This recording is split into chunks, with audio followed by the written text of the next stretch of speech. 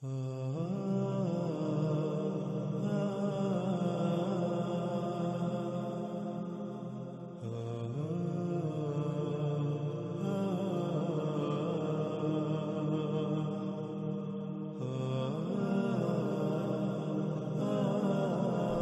وقت ناظرین سکرین پر آپ کو دو روایات نظر آ رہی ہیں.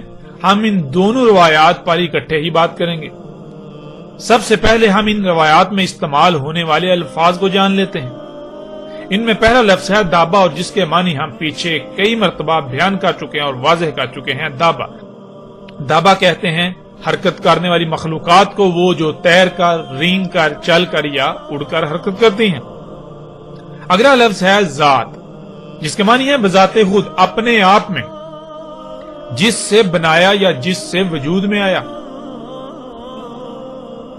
اگلا لفظ ہے مؤلفہ، جس کے معنی ہے مختلف اشیاء یا پرزہ جات وغیرہ کا مرکب، مختلف پرزہ جات یا مواد کا بنا ہوا اور لکھا ہوا. اگلا لفظ ہے زغب، جس کے معنی روئی، اون اور اس طرح کا وہ تمام نرم مواد جس سے صوفے، بیڈ، بستر، کمبل وغیرہ بنائے جاتے ہیں. اور جیسے مختلف جانوروں کے جسم پر ایسے بال ہوتے ہیں جو اون کی طرح ہوتے ہیں، یا درختوں اور پودوں پر ایسا مواد اگتا ہے جو روئی کی طرح ہوتا ہے، یا پرندوں کے جو پنکھ ہوتے ہیں. اگلا لفظ ہے ناظرین ریش، جس کے معنی ہے کرسیاں، صوفے وغیرہ. جیسے انسان کے جسم پر لباس ہوتا ہے، اس طرح کسی بھی شے کا اس مواد سے ڈھکا ہونا، طے چڑھا ہوا ہونا، جس مواد سے بال یا پرندوں کے پنکھ وغیرہ وجود میں آتے ہیں. آج اس مواد کو پینٹ کا نام دیا جاتا ہے. جب اس پینٹ کو کسی بھی شے پر کیا جاتا ہے تو باریک سی پلاسٹک کی طرح کی تہ وجود میں آ جاتی ہے، جیسے آج گاڑیوں، جہازوں وغیرہ پر پینٹ کیا جاتا ہے. اور کپڑے یہ ایسے مواد سے ڈھکے ہونا. اگلا لفظ ہے لون، جس کے معنی ہے رنگ. اگلا لفظ ہے وبر، جس کے معنی ہے ہر طرف سے یا بہت زیادہ یا زیادہ تر حصہ اس مواد سے ڈھکا ہونا، تہ چڑھا ہوا ہونا، جس مواد سے بال یا پرندوں کے پنکھ وجود میں آتے ہیں. آج اس مواد کو پینٹ کا نام دیا جاتا ہے. جب کسی شے پر پینٹ کیا جاتا ہے تو باریک سی پلاسٹک کی طرح کی تہ وجود میں آ جاتی ہے، جیسے آج گاڑیوں، جہازوں وغیرہ پر جو پینٹ کیا جاتا ہے. اب آتے ہیں ناظرین ان روایات کی طرف. رسول اللہ علیہ السلام نے کہا دابا مختلف اشیاء، مختلف مواد اور مختلف پرزہ جات کا مرکب ہوگا. وہ لکھا ہوا بھی ہوگا، وہ اپنے آپ میں ہوگا، یعنی وہ جس مواد سے بنا ہوگا وہ نرم ملائم مواد ہوگا. اس میں کرسیاں اور صوفے وغیرہ کی طرح سیٹیں ہوں گی، اور ان میں یعنی ان حرکت کرنے والی مخلوقات جو تیر کر، رینگ کر، چل کر اور اڑ کر حرکت کریں گی، تمام کے تمام رنگوں سے ہوں گی. یعنی دابا تمام کے تمام رنگوں سے ہوگا، ہر رنگ کا دابا ہوگا. یعنی قرب قیام و سات ارض سے وجود میں آنے والا دابا ہر رنگ کا ہوگا. اس طرح ناظرین اگلی روایت میں دیکھیں، رسول اللہ علیہ السلام نے کہا دابا یعنی تیر کر، رینگ کر، چل کر اور اڑ کر حرکت کرنے والی مخلوقات جو قرب قیام و سات وجود میں آئیں گی، وہ اپنی ذات میں یعنی وہ جس مواد سے وجود میں آئیں گی وہ وبر ہوگا اور ریش ہوگا. یعنی اس میں نرم ملائم مواد والی کرسیاں اور صوفے وغیرہ کی طرح کی سیٹیں ہوں گی.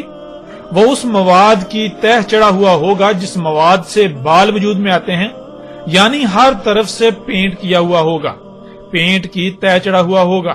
دابا مختلف مواد، مختلف اشیاء اور کئی مختلف پرزہ جات کا مرکب ہوگا. اس میں ہر رنگ سے ہوگا، یعنی قرب قیام و سات نکلنے والا دابا ہر رنگ کا ہوگا. ناظرین یہ روایات ایسی ہیں جو چونکا کے رکھ دینے والی ہیں. ناظرین آپ غور کریں، یہ مخلوقات یعنی یہ جو انسان نے آج اپنے ہی ہاتھوں سے دابا خلق کیا اللہ کے دابا کے مقابلے پر، جنہیں آج آپ گاڑیاں، جہاز، ہیلی کاپٹر، شپ یہ نام دیتے ہیں، یہ دیکھیں یہ کس سے وجود میں آیا. یہ سب مخلوقات، یہ دابۃ الارض جو ہے یہ کس سے وجود میں آیا؟ کیا یہ اسی مواد سے وجود میں نہیں آیا جس کا ذکر محمد رسول اللہ علیہ السلام نے کیا؟ کیا اس کے اندر بالکل فرنیچر موجود نہیں ہے؟ اس کے اندر صوفے کی طرح کی کرسیاں اور سیٹیں موجود نہیں ہیں، نرم ملائم؟ کیا اس کے اوپر پینٹ کی تہ نہیں چڑھی ہوئی، یعنی اس مواد کی تہ نہیں چڑھی ہوئی ہوتی جس مواد سے آپ کے جسم پر بال وجود میں آتے ہیں؟ ذرا غور کریں، آپ کے جسم پر جو بال ہیں وہ کیا ہیں، وہ کس مواد سے وجود میں آئے؟ آپ کے جسم پر موجود بال تو بنیادی طور پر فلیکسیبل پلاسٹک ہے جسے آپ نائلون کہتے ہیں، اور پینٹ کیا ہوتا ہے؟ پینٹ بھی تو پلاسٹک ہے۔ ناظرین غور کریں، اور حیران کن طور پر جس مواد سے آپ کے جسم کے اوپر بال وجود میں آتے ہیں بالکل وہی میٹیریل، وہی مواد خام تیل سے جب نکالا جاتا ہے تو اسے آپ پینٹ کا نام دیتے ہیں، اسے آپ پلاسٹک کا نام دیتے ہیں۔ تو ناظرین غور کریں، اس کے علاوہ دیکھیں رسول اللہ علیہ السلام نے کہا کہ دابا بنا ہوا ہوگا کس سے؟ دابا بہت سارے پرزا جات کا مرکب ہوگا، مختلف مواد ہوں گے، ان کا مختلف اشیاء کا مرکب ہوگا۔ اور ناظرین غور کریں، کیا ایسا ہی نہیں؟ حیران کن طور پر یہ ایجادات، یہ مخلوقات، یہ جو دابۃ الارض ہے، یہ گاڑیاں، یہ جہاز، یہ ان کو دیکھیں، یہ کیا واقعتاً پرزا جات کا مرکب نہیں ہے؟ ناظرین حیران کن طور پر یہ دابا مختلف پرزا جات کا مرکب ہے۔ ناظرین غور کریں، کیا محمد رسول اللہ علیہ السلام نے دابۃ الارض کی وضاحت میں کوئی کسر چھوڑی؟ ایسے ایسے الفاظ استعمال کیے کہ جو دہلا کے رکھ دینے والے ہیں۔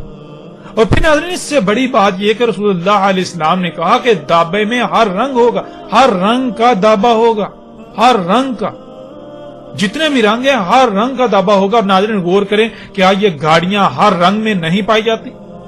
کالا، سرخ، سفید، نیلا، بلیو، یعنی ہر رنگ میں یہ گاڑیاں نہیں پائی جاتی؟ ہر رنگ میں دابا آج اپنی آنکھوں سے آپ دیکھ رہے ہیں۔ میں قربان جاؤں اپنے خلیل و مولا محمد رسول اللہ علیہ السلام پر، آج ان کے الفاظ کے عین مطابق جو کچھ انہوں نے اس وقت اپنی آنکھوں سے دیکھ کر کہا تھا، آج وہ سب کچھ ہمارے سامنے موجود ہے، آج وہ سب کچھ آپ کے سامنے موجود ہے، آج آپ اسی وقت میں موجود ہیں، آج وہ دابا آپ کے درمیان موجود ہے۔ آج آپ کتنے نازک اور خطرناک وقت میں ہیں، شاید ہی کسی کو اس کا ادراک ہو۔ عظیم تباہی آپ کے سروں پر منڈلا رہی ہے، لیکن اس کے باوجود لوگ ہیں کہ وہ اندھے کے اندھے ہیں، وہ اندھوں کی طرح چوپایوں سے بھی کم تر بنے ہوئے ہیں۔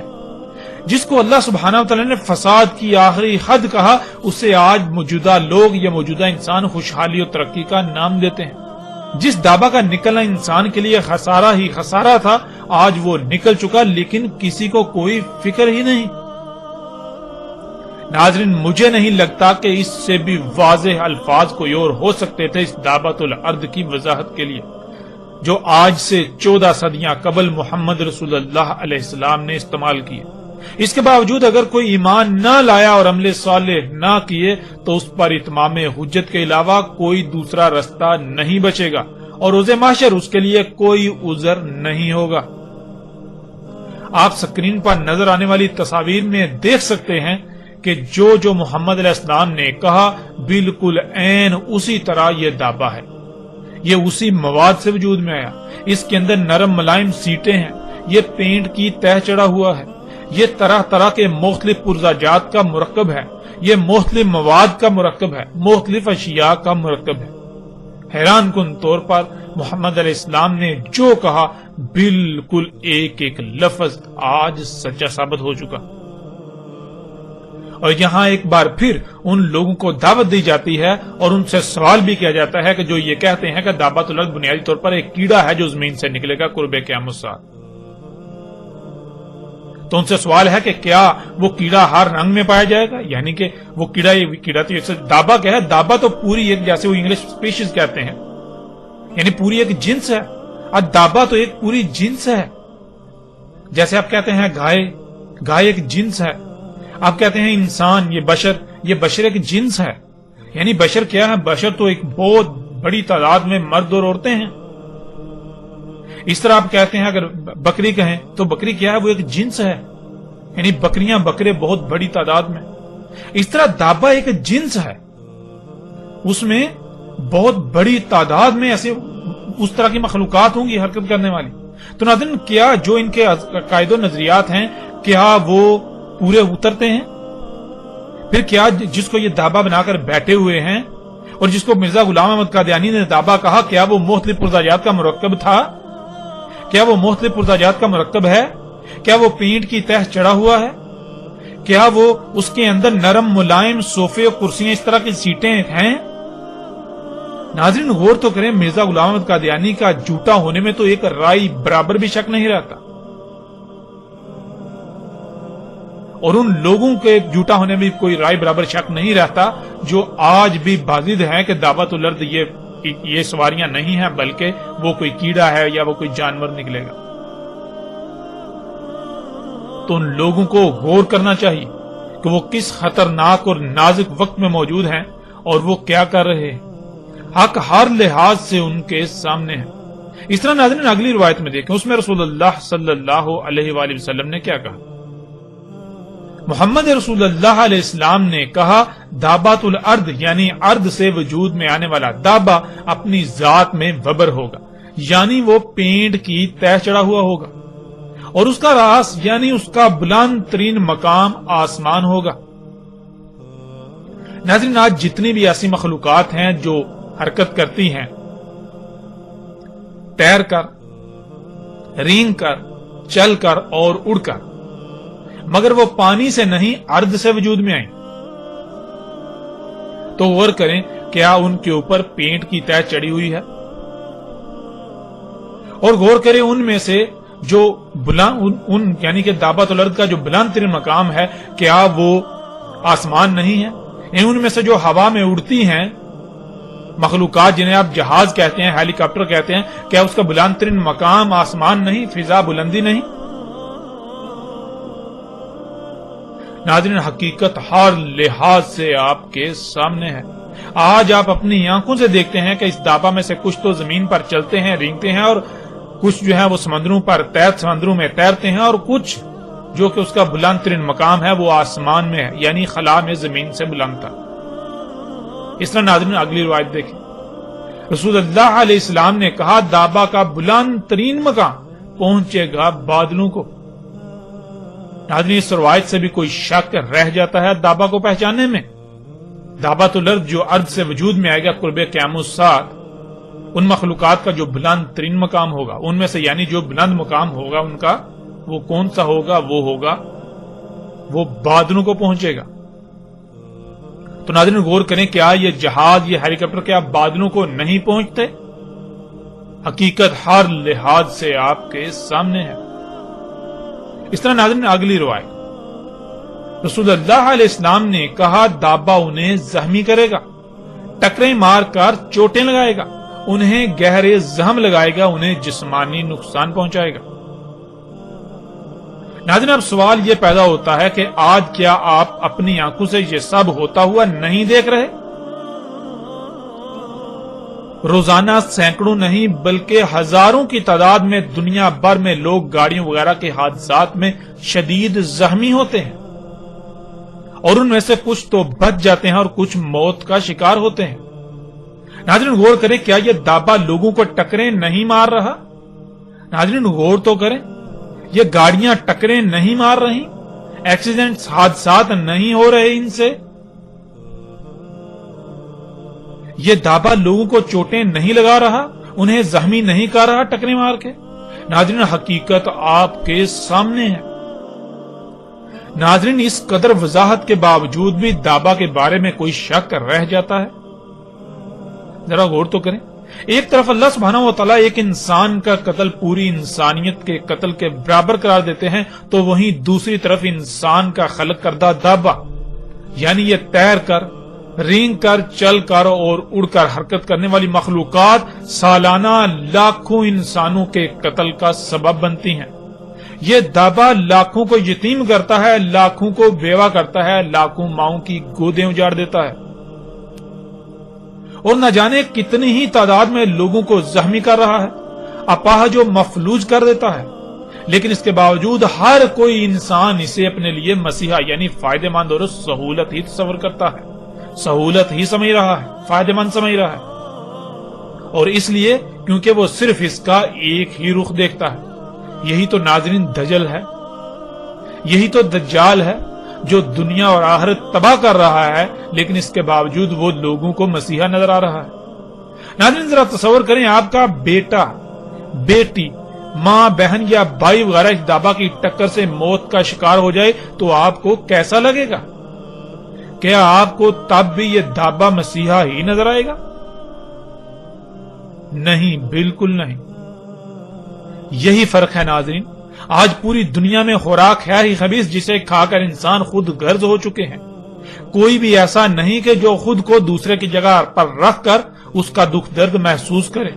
جب اپنے سر پر پڑتی ہے تب ہی کچھ نظر آتا ہے، ورنہ آج تقریباً سب کے سب ہی اندھے اور بہرے ہو چکے ہیں۔ سب کے دل مردہ ہو چکے ہیں، سب کے دل اندھے ہو چکے ہیں۔ اس کے علاوہ اگر صرف اس بات پر غور کر لیا جائے کہ اس دابا کی صرف تخلیق سے ہی کائنات میں کتنی مخلوقات کے حقوق پامال ہوتے ہیں، کتنی بڑی سطح پر فساد ہوتا ہے، کتنی مخلوقات کا قتل ہوتا ہے، تو انسان کے رونگٹے کھڑے ہو جائیں۔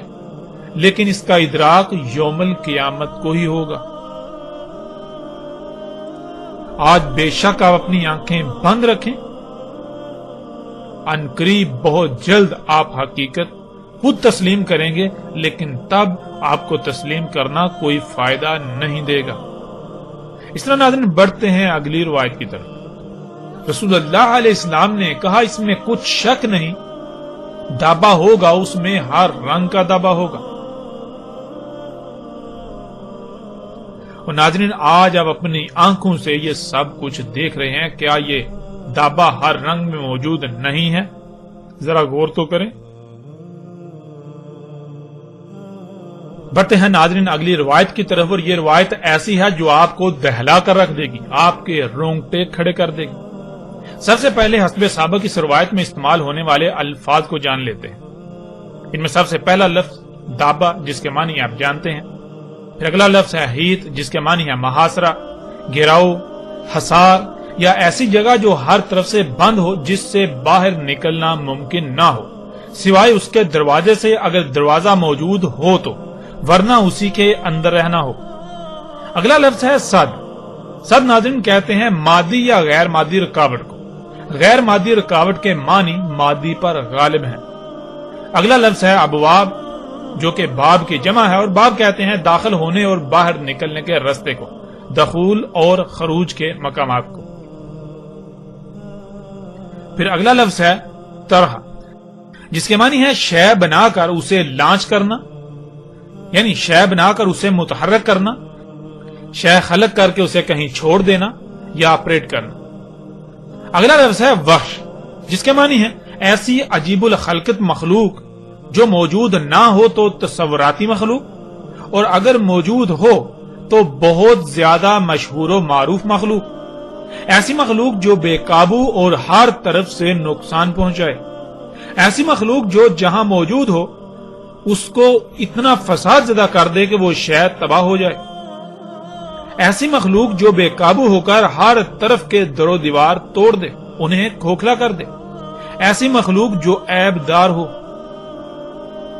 ایسی مخلوق جو قوت و زور ہر طرح کی صلاحیتوں میں بڑھ کر ہو، ایسی مخلوق جو اپنے وزن اور حجم کے اعتبار سے بہت لمبی چوڑی اونچی یا بڑی ہو، عجیب الخلقت مخلوق جو خلاف قانون خلق کی جائے، ایسی مخلوق جو انتہائی پرخطر یعنی خطرے سے بری ہوئی ہو، ایسی مخلوق جس کے سامنے اس سے پہلے موجود مخلوقات طاقت زور صلاحیتوں سمیت ہر لحاظ سے بہت کم اور بے بس ہو جائیں، ایسی مخلوق جو جہاں موجود ہو وہاں موجود مخلوقات میں سے طاقتور ترین مخلوقات پر بھی غالب آ جائے، ایسی مخلوق جس کے سامنے شیر صفت بھی چوہے سے کم تر نظر آئے۔ ناظرین لفظ وحش کے یہ چند معنی ہیں جو غالب ترین معنی ہیں۔ ان کے علاوہ لفظ وحش کے معنی بہت وسیع ہیں، لیکن ہم نے کوشش کی کہ جو معنی غالب ترین ہیں، جو باقی معنوں کا احاطہ کریں، وہی بیان کیے جائیں۔ اگلا لفظ آ جاتا ہے اسد، جس کے معنی ہے جس کا باقی سب پر روب اور دبدبا ہو، جسے باقیوں پر قدرت و اختیار دیا جائے، جو اس کے قانون کی خلاف ورزی کرے اسے دبوچ لے۔ یہ سب صفات جنگل کے جانوروں میں سے شیر میں پائی جاتی ہیں، اسی وجہ سے شیر کو عربی میں اسد کہا جاتا ہے، کیونکہ شیر کے سامنے جنگل کے تمام جانور دب کے رہتے ہیں. شیر کو سب پر قدرت و اختیار حاصل ہوتا ہے. اس وجہ سے شیر کو عربی میں اسد کہا جاتا ہے. اگلا لفظ ہے ارتعد، جس کے معنی ہے کانپنا، تھرتھرانا، ہلنا، کپ کپی وغیرہ.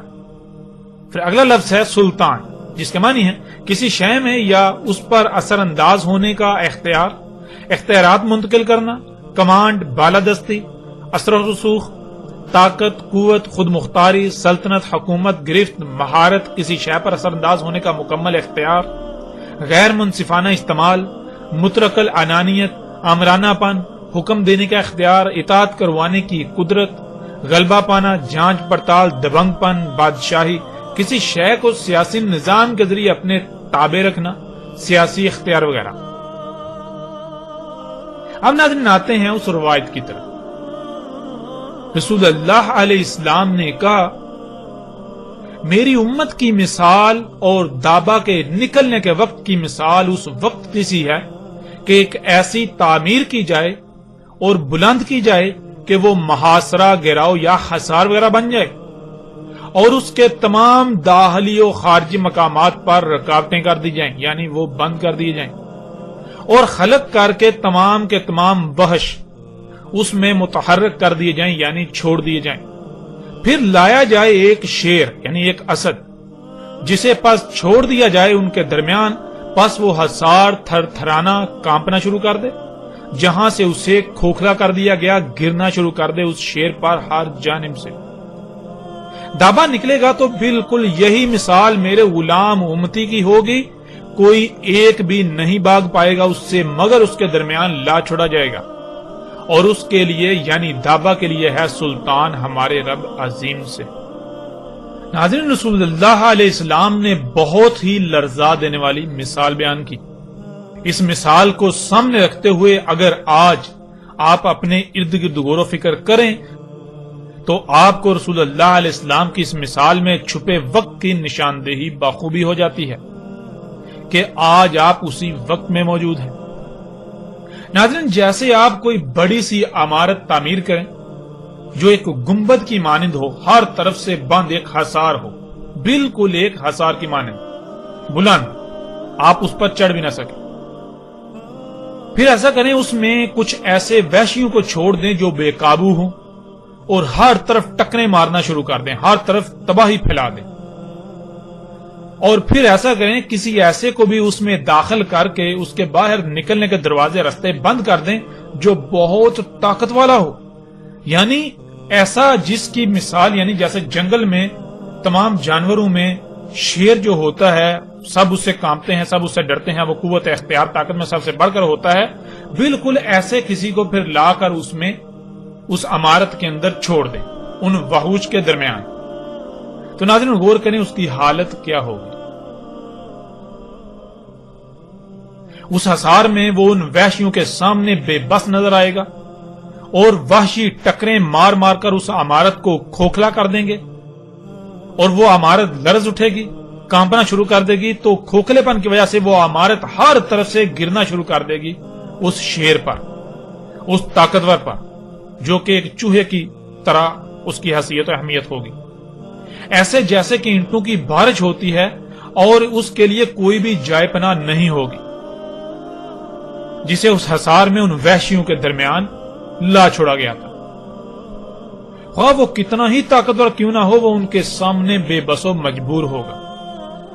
سبحان اللہ، اللہ اکبر. محمد رسول اللہ علیہ السلام نے کتنی ہی زبردست مثال دی، اس سے بڑھ کر احسن مثال کوئی اور ہو ہی نہیں سکتی جو اللہ کے نبی نے اس وقت بیان کر دی، جس وقت ایسے حالات و واقعات کو بیان کرنے کے لیے الفاظ ہی موجود نہ تھے. لیکن جس احسن انداز سے رسول اللہ علیہ السلام نے یہ مثال بیان کی، اس سے بالکل ایسے لگتا ہے جیسے کہ وہ اس دور میں موجود ہوں اور ان سارے حالات کو اپنی آنکھوں سے دیکھ کر اس کے بعد الفاظ کا انتخاب کر کے مثال بیان کی جائے یا مثال بیان کی ہو.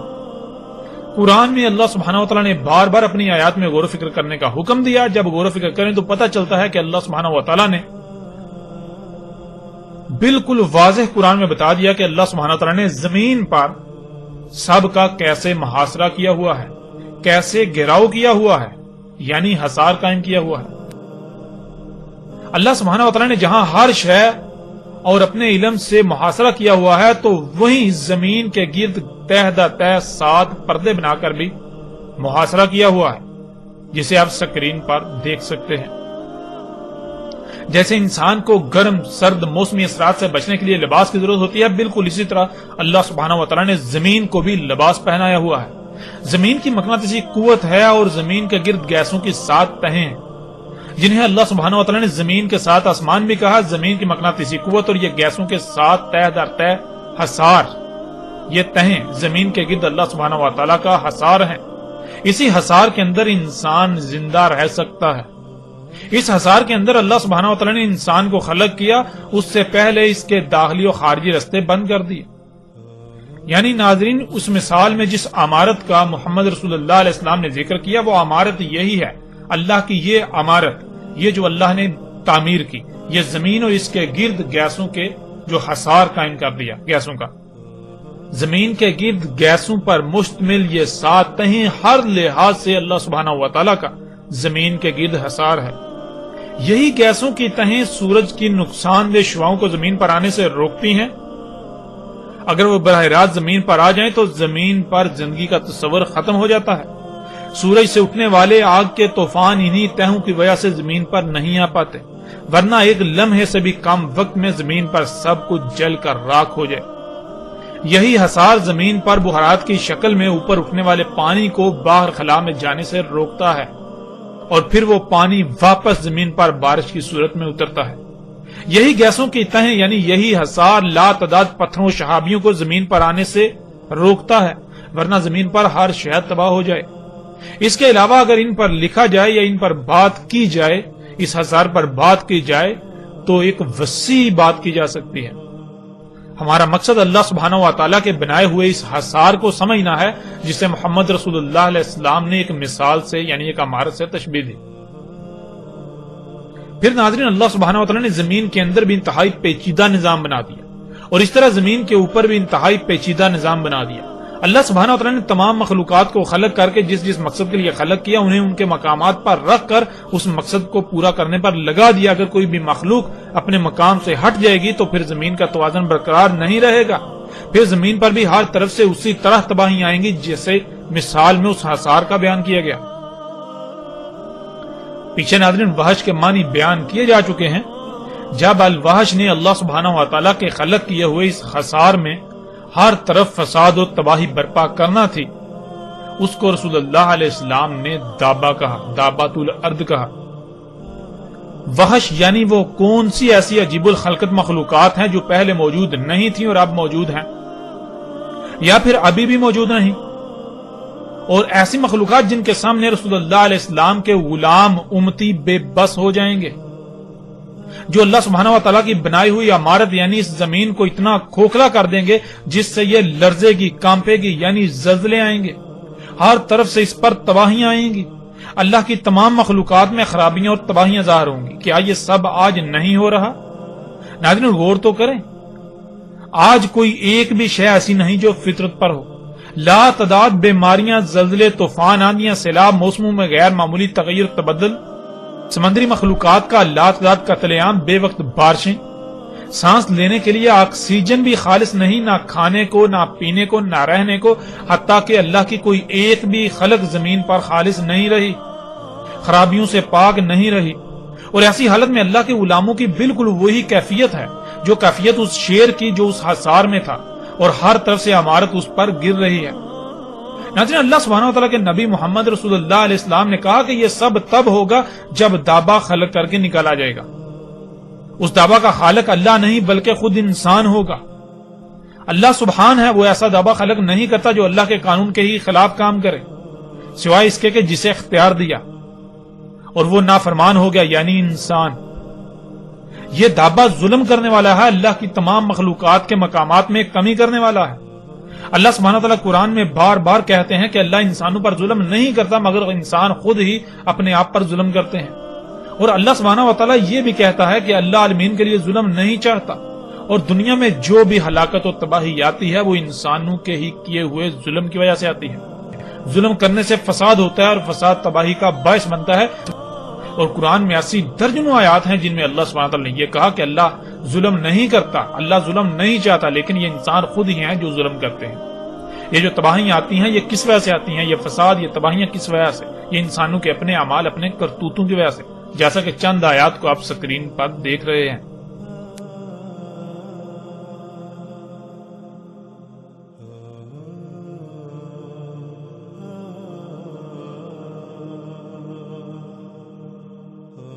اب ناظرین غور کریں، الوحش یعنی عجیب الخلقت مخلوقات جو محمد رسول اللہ علیہ السلام کے دور میں اور آج سے کچھ ہی عرصہ پہلے کوئی وجود نہیں رکھتی تھی، جو کہ آج موجود ہیں اور ہر طرف موجود ہیں، جو بہت مشہور و معروف ہیں، اتنی واضح ہیں جیسے دن کے وقت سورج جسے دیکھنے سے آنکھیں چلے آ جائیں.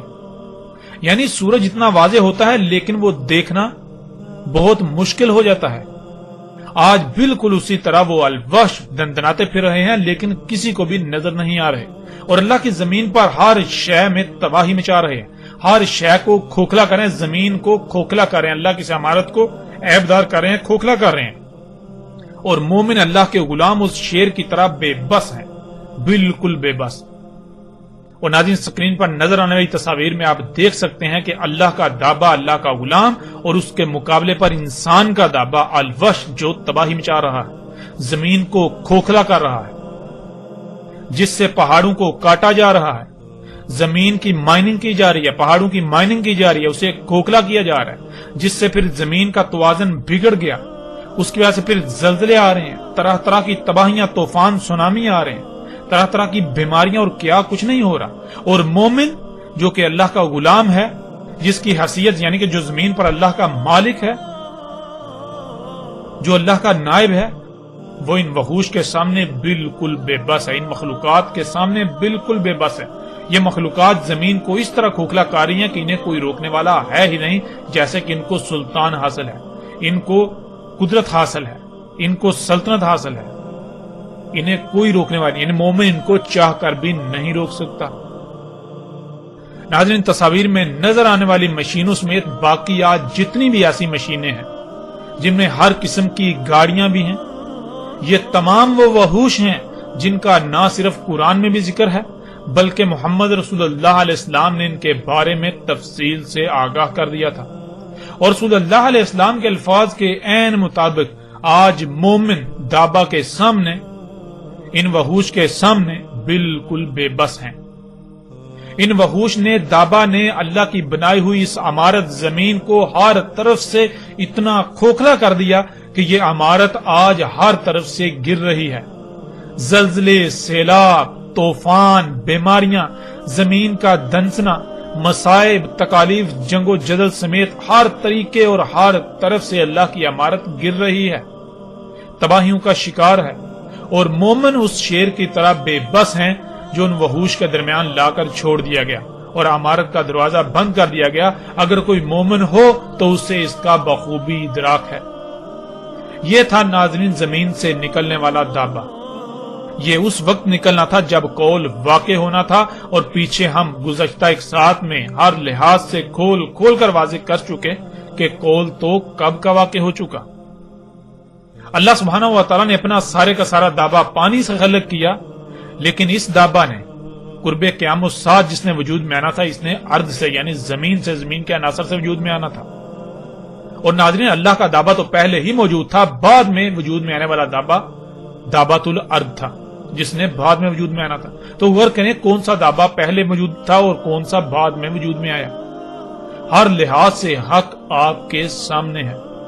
اللہ سبحانہ تعالیٰ نے قرآن میں دابا کا نکلنا ساتھ کی آخری شرط دخان سے پہلے بتایا، اور محمد رسول اللہ علیہ السلام نے بھی کہا کہ جب دابا نکل آئے گا تب وقت ختم ہو جائے گا. آج جب دابا نکل چکا، جو کچھ اس نے کرنا تھا وہ کر چکا، تو سوال یہ پیدا ہوتا ہے کہ جن لوگوں کو ابھی بھی دجال نظر نہیں آیا تو کیا دجال دابا نکلنے کے بعد نکلنا تھا؟ ناظرین غور تو کریں، دجال تو دابا کے خروج سے پہلے نکلنا تھا. دابۃ الارض تو بذات خود دجال میں سے ہے، یہ دجال کا دابا ہونا تھا. تو غور کریں آج نہ صرف دابا نکل چکا بلکہ پوری دنیا میں دندناتا پھر رہا ہے. یہ وحش، یہ دابا جو الوحوش ہیں، یہ پوری زمین کو، اللہ کی سمارت کو ہر طرف سے کھوکھلا کر چکے ہیں۔ یہ سب کچھ ہو چکا تو کیا آج بھی آپ دجال کے انتظار میں ہیں؟ کس دجال کے انتظار میں ہیں؟ ناظرین غور تو کریں، آنکھیں کھولیں اس سے پہلے کہ دیر ہو جائے، اپنی آنکھیں کھولیں، غور کریں اس سے پہلے کہ وہ وقت آ جائے جب آپ کے پاس سوائے پچھتاوے کے کچھ نہ رہے۔ اور ان قریب جب وہ وقت آئے گا جو کہ بالکل سر پر ہے، تب آپ کی آنکھیں پھٹی کی پھٹی رہ جائیں گی۔ لہذا اس وقت ہے، غور کریں، اپنی آنکھیں کھولیں۔ یہاں پھر ان تمام لوگوں کو چیلنج ہے جو دعوت الارض کے بارے میں طرح طرح کے عقائد و نظریات بنا کر بیٹھے ہوئے ہیں۔ اگر وہ اپنے دعووں میں سچے ہیں، اپنے عقائد و نظریات میں سچے ہیں، تو اس حق کو غلط ثابت کر کے دکھائیں۔ اور قادیانیوں کو بھی کھلم کھلا چیلنج ہے کہ مرزا غلام احمد قادیانی اگر سچا تھا تو پھر اس کا دعویٰ جھوٹا نہیں ہو سکتا تھا، اور اگر اس کا دعویٰ جھوٹا ہو جاتا ہے، جو کہ آپ نے دیکھا مرزا غلام احمد قادیانی کا دعوت الارض کے بارے میں دعویٰ بالکل ہر لحاظ سے اس طرح جھوٹا، باطل، بے بنیاد ثابت ہو چکا کہ دنیا کی کوئی طاقت اس کا انکار نہیں کر سکتی۔ تو جب اس کا دعویٰ غلط ثابت ہو چکا تو پھر مرزا غلام احمد قادیانی مہدی تھا یا پھر دل پر تھا، گمراہ تھا؟ مرزا غلام احمد قادیانی رسول تھا یا پھر کذاب تھا؟ مرزا غلام احمد قادیانی کذاب تھا۔ مرزا غلام احمد قادیانی مثل مسیح تھا یا پھر بذات خود ایک دجال تھا؟ حقیقت آپ کے سامنے ہے، مرزا غلام احمد قادیانی بذات خود ایک دجال تھا، جو انسانوں میں سے جن دجالون کذابون نے آنا تھا۔ اور قادیانی کو ہم پھر کہتے ہیں کہ اس قدر حق واضح ہونے کے باوجود اگر آپ لوگ حق کو تسلیم نہیں کرتے، اپنی آنکھیں بند کیے ہوئے رہتے ہو، تو پھر جان لو دنیا میں جتنے بھی مشرک ہیں ان میں سے سب سے بڑھ کر مشرک تمہارے علاوہ اور کوئی نہیں ہو سکتا۔ آپ وہ لوگ تھے جو حق کے دعوے دار تھے۔ آپ دن رات چیختے ہیں، چلاتے ہیں کہ ہم اہل حق ہیں، ہم اہل حق ہیں، تو آپ کی تو بنیادیں ہی ہل چکی، آپ کی بنیادیں ہی اکھڑ چکی۔ آپ کی بنیاد ہم نے الحمدللہ ہر لحاظ سے اکھاڑ کر رکھ دی، اور جیسے جیسے آگے بڑھیں گے تو مزید ہر لحاظ سے نہ صرف حق واضح ہوگا بلکہ آپ کی حقیقت بھی، اور باقی آپ ہی کی طرح کے جتنے بھی فرقے، گروہ جتنے بھی ہیں، ان سب کی حقیقت بھی پوری دنیا پر، سب پر، ان پر بھی ہر لحاظ سے کھل کر واضح ہو جائے گی۔